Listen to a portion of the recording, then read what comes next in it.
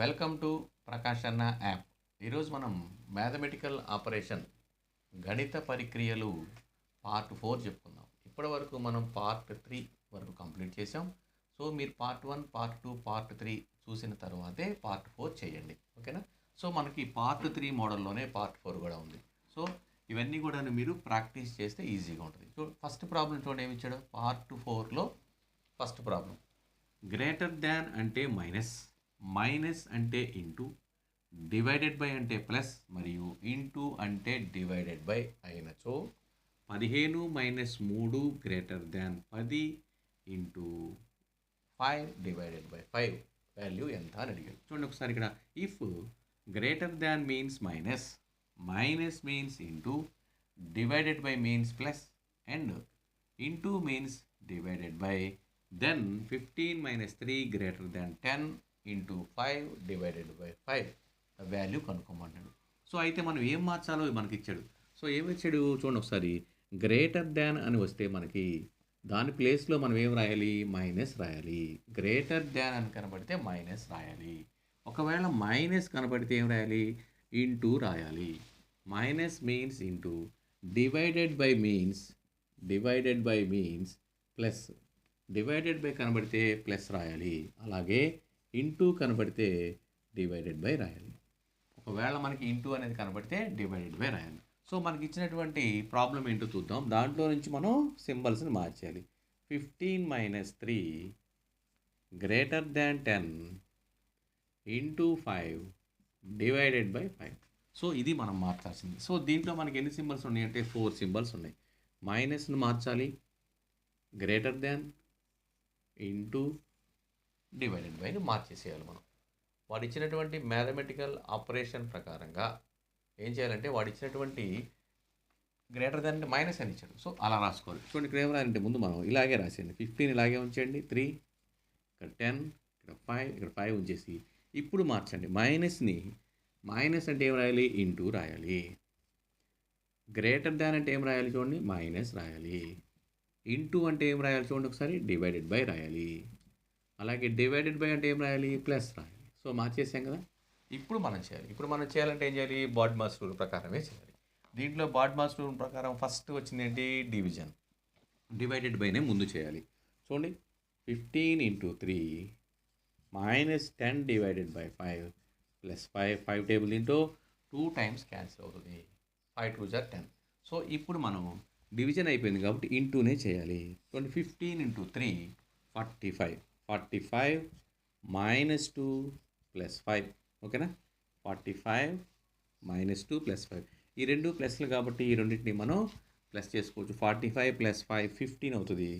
15 minus 2 that is equal 48. 50లో నుంచి 2 subtraction చేస్తే మనకు వచ్చేది 48. సో సింప్లిఫికేషన్ చాప్టర్లో మీకు అన్నీ కూడా ఉంటాయి.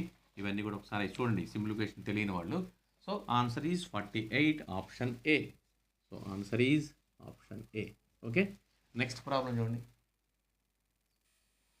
నెక్స్ట్ సెకండ్ ప్రాబ్లం చూడండి. సెకండ్ ప్రాబ్లం ఏముంది, ఇంటూ అంటే డివైడెడ్ బై, మైనస్ అంటే ఇంటూ, డివైడెడ్ బై అంటే ప్లస్, మరియు గ్రేటర్ దాన్ అంటే మైనస్ అయినచో 3 మైనస్ 15 డివైడెడ్ బై 19, అక్కడ వరకు బ్రాకెట్ ఇచ్చేసాడు, into 8 greater than 6. If into means divided by, minus means into, divided by means plus, and greater than means minus, then 3 minus 15 divided by 19 bracket వేసి into 8 greater than 6. సో మనం దేన్ని మార్చాలి, first into. Into ఉంటే ఏం చేయాలి మనం, into ఉంటే డివైడెడ్ బై పెట్టాలి. ఇంటూ ఉన్న చోట డివైడెడ్ బై పెట్టాలి. మైనస్ ఉంటే ఏం చేయాలి మనం, ఇంటూ పెట్టాలి. డివైడెడ్ బై ఉంటే ఏం చేయాలి మనం, ప్లస్ పెట్టాలి. ఓకే, గ్రేటర్ దాన్ ఉంటే మనం ఏం చేయాలి, మైనస్ పెట్టాలి. ఓకేనా, ఇవి మనకి ఇచ్చినటువంటి 4 సింబల్స్ అవి. సో కాబట్టి ఇంటూ ఉంటే డివైడెడ్ బై, మైనస్ ఉంటే ప్లస్, డివైడ్ బై ఉంటే ప్లస్, డివైడ్ బై ఉంటే మనం ప్లస్ తీసుకోవాలి, గ్రేటర్ దాన్ ఉంటే మైనస్. సో మనకి ఇచ్చింది ఏంటి, 3 minus 15 divided by 19 into 8 greater than 6. ఇది మనకి ఇచ్చింది. సో కాబట్టి ఇక్కడ మనకి 4 సింబల్స్ ఉన్నాయి. 1 2 3 4 సింబల్స్. ఈ 4 సింబల్స్ని మనం మార్చేసేయాలి. సో ఎలా మార్చాలి చూడండి ఒకసారి. 3 ఇక్కడ బ్రాకెట్ ఉంది కాబట్టి ఇక్కడ 15, ఇక్కడ 19, ఇక్కడ 8, ఇక్కడ 6. చూడండి ఈ 4 సింబల్స్ని మనం మార్చాలంటే ఇక్కడ మైనస్ ఉంటే ఏం రాయాలి? మైనస్ ఉంటే ఇంటూ రాయాలి. డివైడెడ్ బై ఉంటే ప్లస్ రాయాలి. ఇక్కడ ఇంటూ ఉంటే ఏం రాయాలి? డివైడెడ్ బై రాయాలి. గ్రేటర్ దాన్ ఉంటే మైనస్ రాయాలి. చూడండి ఇక్కడ మనకి ఇంపార్టెంట్ ఎందుకంటే ఇది ఇక్కడ మనకి బ్రాకెట్ ఉంది. ఈ బ్రాకెట్ మొత్తానికి సంబంధించింది డివైడెడ్ బై. చూడండి దీనికి అర్థం ఏంటో, 3 ఇంటూ 15 ప్లస్ 19 డివైడెడ్ బై 8. ఓకేనా? అది అర్థం. -6. ఈ 8 అనేది ఈ మొత్తానికి సంబంధించింది, బ్రాకెట్ మొత్తానికి సంబంధించింది. సో కాబట్టి ఇప్పుడు మనం ఏం చేయాలి? ముందు బ్రాకెట్లో చేయాలి. బ్రాకెట్లో చేయాలంటే బ్రాకెట్లో ముందేమొచ్చింది? ఇక్కడ ఇంటూ చేయాలి. పొరపాటున మనం ఈ రెండు యాడ్ చేయకూడదు, ఇంటూనే చేయాలి. 15 ఇంటూ 3 45. 45 plus 19 divided by 8 -6. ఓకేనా? తర్వాత ఇక్కడ చేద్దాం. ఈ రెండింటిని మనం యాడ్ చేసుకుంటే ఏమది? 50 64. 64 డివైడెడ్ బై 8 -6. ఓకేనా? ఇప్పుడు 8 టేబుల్ దీంట్లో క్యాన్సిల్ చేసేసి 8 8 సార్. సో అంటే ఏమొచ్చింది? 8 - 6 ఈజ్ ఈక్వల్ టు 8 - 6 అంటే 2. So answer is 2. ఓకేనా? సో ఆన్సర్ ఈజ్ 2 అంటే ఆప్షన్ బి. ఆప్షన్ బి అనమాట. ఓకేనా? సో ఇలా మనం సింప్లిఫికేషన్ చేయాలి. ఓకే, నెక్స్ట్ ప్రాబ్లం ఉంది చూడండి. నెక్స్ట్ థర్డ్ ప్రాబ్లం ఏముంది? గ్రేటర్ దాన్ అంటే ప్లస్, ప్లస్ అంటే డివైడెడ్ బై, మైనస్ అంటే ఇంటూ, మరియు డివైడెడ్ బై అంటే మైనస్ అయినచో 8 greater than 7 - 8 plus 40 divided by 2 దాని వాల్యూ ఎంత అని అడిగాడు. ఓకేనా? If greater than means plus, plus means divided by, minus means into, and divided by means minus, then 8 greater than 7 - 8 plus 40 divided by 2 అని. So మనం ఏం మార్చాలి? మనకి గ్రేటర్ దాన్ అని ఉంటే దాన్ని ఏం చేయాలి? గ్రేటర్ దాన్ అని ఉంటే దాన్ని ప్లస్ అని రాయాలి. ఒకవేళ ప్లస్ అని ఉంటే డివైడెడ్ బై రావాలి. మైనస్ అంటే ఇంటూ రాయాలి. డివైడెడ్ బై అంటే మైనస్ రాయాలి. సో ఈ 4 సింబల్స్ని మనం ఇలా మార్చాలి.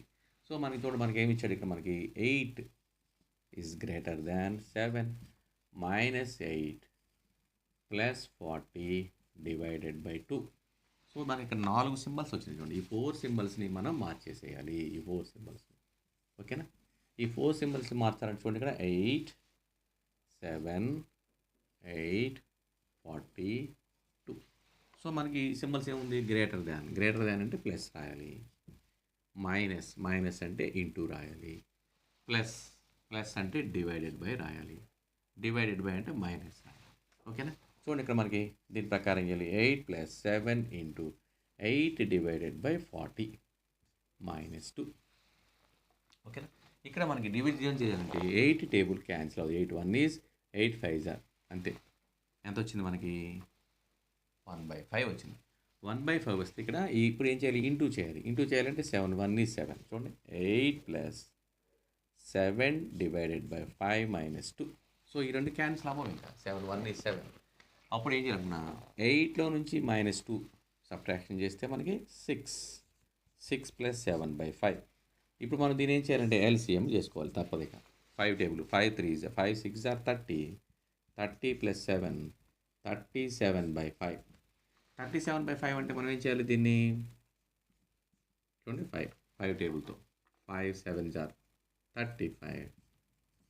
సో అంత వచ్చేటప్పుడు ఆన్సర్ చూడండి 7 2/5. ఇక్కడ 2 వచ్చింది కదా 2. So answer is 7 2/5.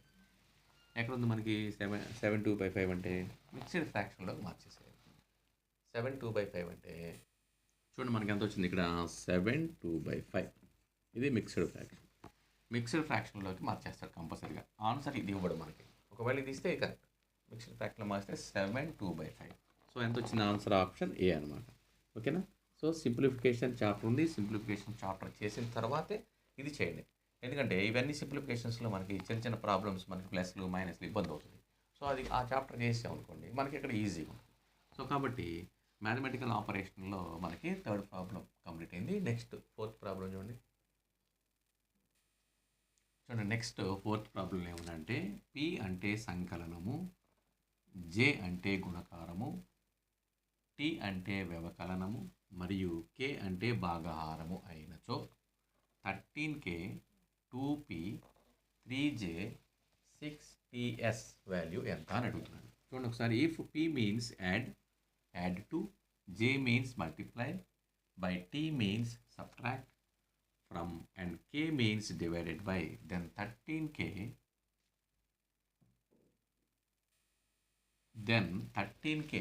2P 3J 6TS 65 value ఎంత అని అడుగుతున్నాడు. సో మనకేమి ఇచ్చాడు? P మీన్స్ P అంటే యాడెడ్ సంకలనము అంటే ప్లస్, J మీన్స్ మల్టిప్లై అంటే గుణకారము ఇంటూ, ఓకే.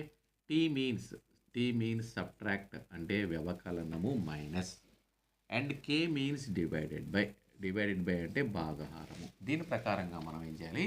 సింబల్స్ని మార్చాలి. మనకి ఇక్కడ ఏం చేశాడు? ఇక్కడ అక్కడ అక్షరాలు ఇచ్చాడు PKJT అని. సో చూడండి ఒకసారి 13K 2P 3J 65, ఓకేనా. సో మనకి ఇక్కడ ఏమైంది? మొత్తం కూడాను 4 వచ్చినాయి. KPJT ఈ 4 సింబల్స్ని మనం మార్చాలి, ఓకేనా. 30 ఓకేనా. ఇక్కడ 30. K అంటే ఎంత ఇచ్చాడు మనకి? K means divided by 2. P means ఏముంది ఇక్కడ మనకి? ప్లస్ 3. తర్వాత ఏముంది ఇక్కడ? J మీన్స్ ఏముంది ఇక్కడ? ఇంటూ 6. తర్వాత ఏముంది? T మీన్స్ -5, ఓకేనా. సో దాని ప్రకారంగా సింబల్స్ మార్చేసి బర్డ్ మాస్ రూల్ ప్రకారమే చేయాలి. బర్డ్ మాస్ రూల్లో ఫస్ట్ ఏముంటుంది? ఇక్కడ డివైడెడ్ బై ఉంటుంది. కాబట్టి 30 divided by 2 plus 3 into 6 -5, 2 table దీంట్లో 15 టైమ్స్. సో కాబట్టి 15 ప్లస్ తర్వాత ఏం చేయాలి? ఇంటూ చేయాలి. 3 6 ఆర్ 18 మైనస్ 5, ఓకే. ఈ రెండు మనం యాడ్ చేసుకుంటే ఎంత వస్తుంది మనకి? 33 minus 5, that is equal to 28.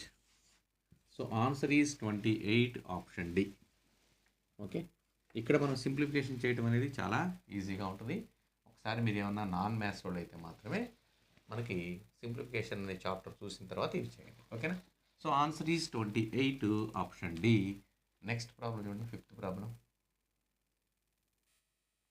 చూడండి ఇక్కడ ఏమి ఇచ్చాడంటే T అంటే డివైడెడ్ బై, Q అంటే ఇంటూ, R అంటే ప్లస్ మరియు S అంటే మైనస్ అయినచో 18Q 12T 4R 5S 6 విలువ ఎంత అన్నట్టు, ఓకేనా. అంటే ఏంటి? If T denotes divided by, Q denotes into, ఓకేనా, R denotes plus and S denotes minus, then what is the value of 18Q 12T 4R 5S 6 the value ఎంత అని అడుగుతున్నాడు. సో మనకి ఇచ్చినటువంటి ఏం మార్చుకోవాలి? T అంటే డివైడెడ్ బై రాయాలి. T కనబడితే మనం ఎంత రాయాలి? డివైడెడ్ బై రాయాలి. Q అంటే into, Q means into, okay. R అంటే plus, R means plus, okay. S అంటే మైనస్, S మీన్స్ మైనస్. దీని ప్రకారంగా మనకి వారు ఇచ్చినటువంటి దాన్ని మనం మార్చాలి. 18Q 12T 4R 5S 6 యొక్క వాల్యూ ఎంత అని అడిగాడు. సో మనకి ఇక్కడ మొత్తం 4 సింబల్స్ మార్చాలి. Q మార్చాలి, T మార్చాలి, R, S. వాటికి మనకి సింబల్స్ ఇచ్చాడు. సో 18 ఇక్కడ 12 4 5 6 రాసి, ఇప్పుడు Q అంటే ఏముంది మనకి? ఇక్కడ ఇంటూ ఉంది. Q అంటే ఇంటూ, ఓకేనా. T అంటే ఏముంది? Divided by. T అంటే డివైడెడ్ బై ఉంది. సో ఇక్కడ R అంటే ప్లస్, S అంటే మైనస్. ఇది సో మనకి బాడ్ మాస్ రూల్ ప్రకారం దీంట్లో మనం ఫస్ట్ ఏం చేయాలి? దీంట్లో మనం డివిజన్ చేయాలి ఫస్ట్.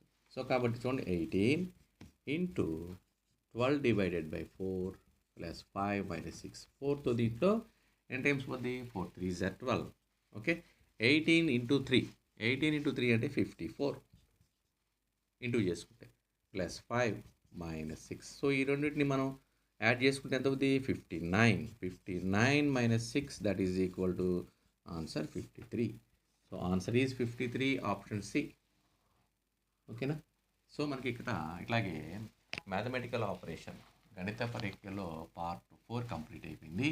సో మీ అందరు కూడాను పార్ట్ 1 నుంచి అన్నీ చేయండి. సో అన్ని మోడల్స్ని నేను కవర్ చేస్తూ మీకు ఇస్తూనే ఉంటాను. సో మ్యాథమెటికల్ ఆపరేషన్లో ఎలాంటి మోడల్స్ ఉన్నా కూడా నేను మీ అందరికీ అందిస్తూ ఉంటాను. సో కాబట్టి మీరు అన్నీ కూడా ప్రాక్టీస్ చేయండి, నోట్తో రాసుకొని చక్కగా నీట్గా చేస్తే ఈజీగా ఉంటుంది. ఓకే. తర్వాత మనం మళ్ళీ పార్ట్ 5లో కలుసుకుందాం. ఇట్లు మీ ప్రకాష్ అన్న. Thank you.